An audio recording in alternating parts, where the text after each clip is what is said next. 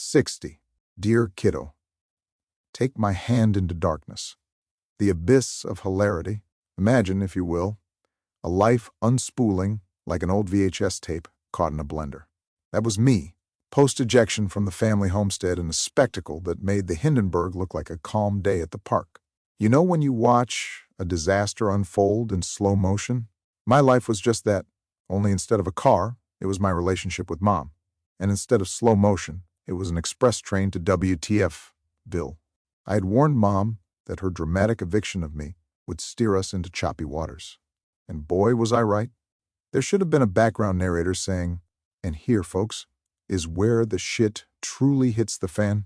Kicked out with all the elegance of a potato sack toss, I landed in Michaeline's studio apartment, which was so tiny it made a matchbox look spacious. But hey, it was just a hop, skip, and a jump to my new gig at Meyer East Gallery, where I planned to be the art world's answer to a phoenix rising from the ashes. Or at least, I hoped to make enough money to afford something other than ramen.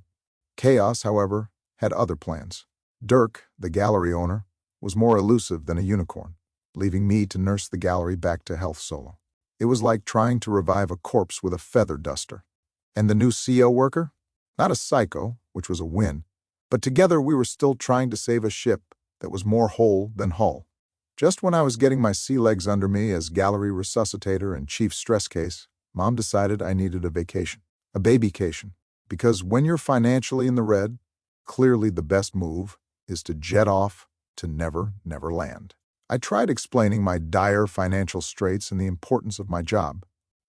Mom's response? As responsive as a rock. Money? Bah. Job? Bah. Reality? Double bah.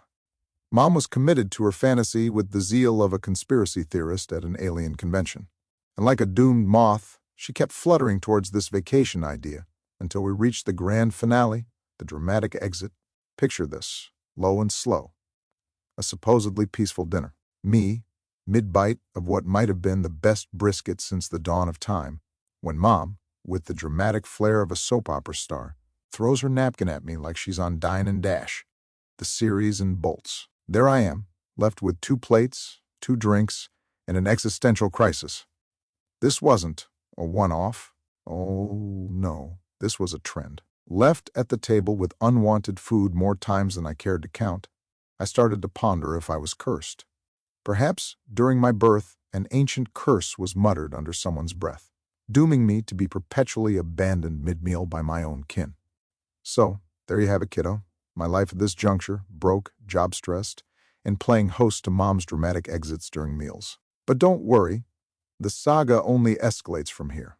Buckle up, because we're just getting started on this wild ride through the comedy of life.